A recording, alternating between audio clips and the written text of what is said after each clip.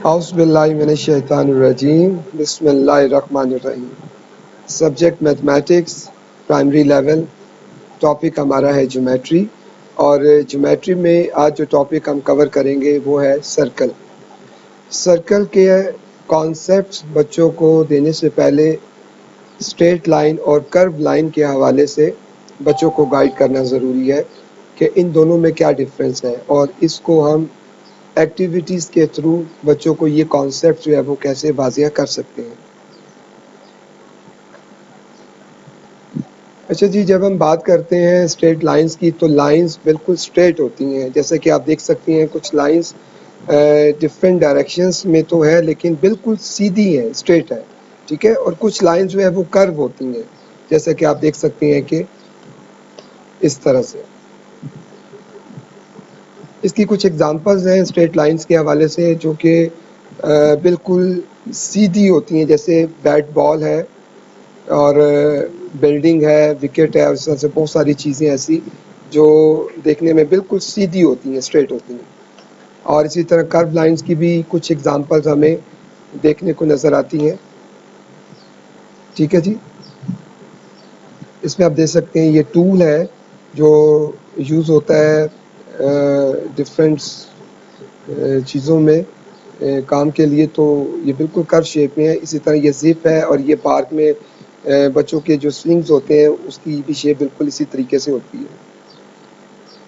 अच्छा जी, यहाँ पर इन दोनों कॉन्सेप्ट्स को भरपूर तरीके से वाज़ह करने के लिए टीचर क्लासरूम्स में ये एक एक्टिविटी भी करवा सकती है। इसमें सिंपली ये बताया गया कि दो बच्चों को क्लास के सामने बुलाया जाए और एक रस्सी जिसका एक-एक सिरा दोनों को पकड़ा दिया जाए और कहा जाए कि दोनों जो है वो इसको मजबूती से टाइटली जो है वो अपनी तरफ खींचते रहे।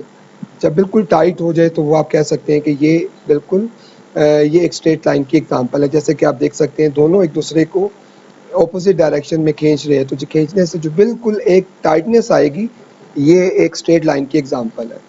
अब अगर दोनों बच्चों में से किसी एक बच्चे को कहा जाए कि थोड़ा-सा आप आगे आ जाओ, तो जैसे ही वो आएँगे तो वो एक कर्व शेप रस्सी में तनाव आ जाएगा, एक कर्व शेप आ जाएगी, तो जिससे उसके जो टाइटनेस थी वो ख़त्म हो जाएगी, तो वो एक कर्व शेप में वो रस्सी जो है वो नज़र आना शुरू हो जाएगी। तो इस तरह से हम ये दो कॉन्सेप्ट जो है वो इस एक्टिविटी की मदद से वाज़िया कर सकते हैं।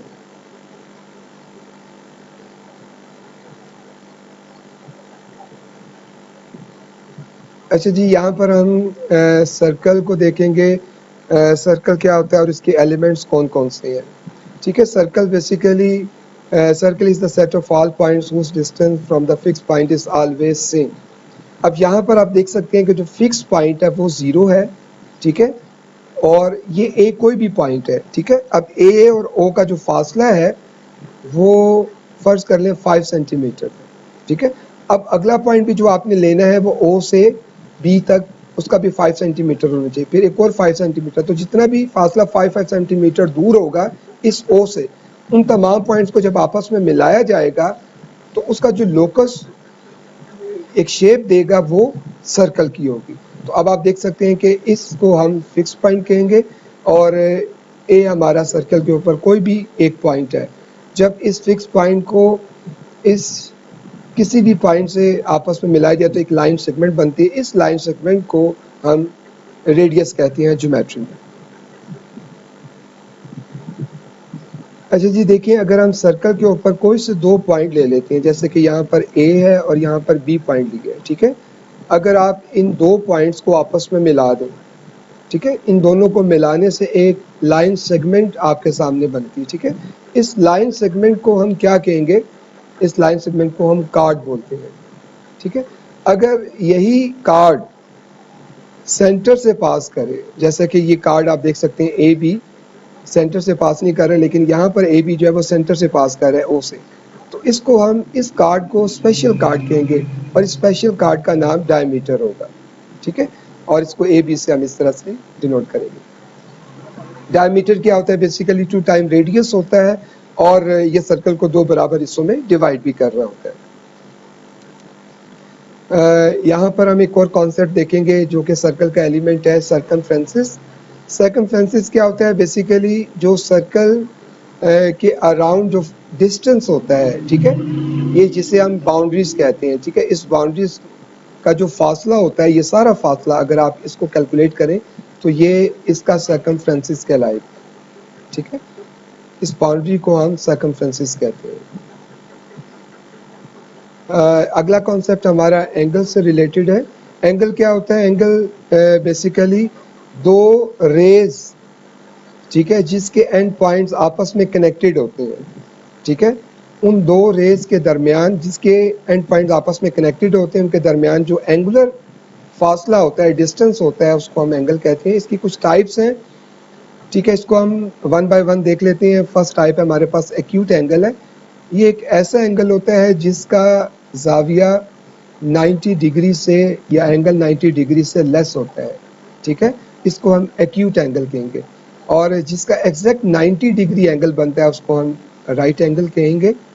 और जिसका एंगल 90 से बड़ा और 180 से छोटा उसको हम ऑब्ट्यूज एंगल कहेंगे, ठीक है। ऐसा एंगल जो एग्जैक्ट 180 डिग्री पे बनता है, एग्जैक्ट 180 डिग्री पे, उसको हम स्ट्रेट एंगल कहेंगे, ठीक है। और ऐसा एंगल जो 180 और 90 के दरमियान होता है उसको हम रिफ्लेक्स एंगल बोलेंगे। और जो 360 डिग्री एंगल मुकम्मल बनेगा उसको हम फुल एंगल कहेंगे, ठीक है। ये कुछ इसकी टाइप्स थी एंगल्स के एतबार से। यहाँ पर भी एक बेसिक कॉन्सेप्ट है एंगल्स के हवाले से। अगर हम ऐसे दो एंगल या पेयर ऑफ एंगल की बात करें जिसका सम 90 डिग्री के बराबर आए, ठीक है, जैसे कि आप देख सकते हैं 38 डिग्री और 52 डिग्री, अगर इसको हम प्लस करेंगे तो इसका सम 90 डिग्री के बराबर आता है। तो ऐसे दो एंगल जिसका सम 90 डिग्री के बराबर होगा उसको हम कॉम्प्लीमेंट्री एंगल कहेंगे।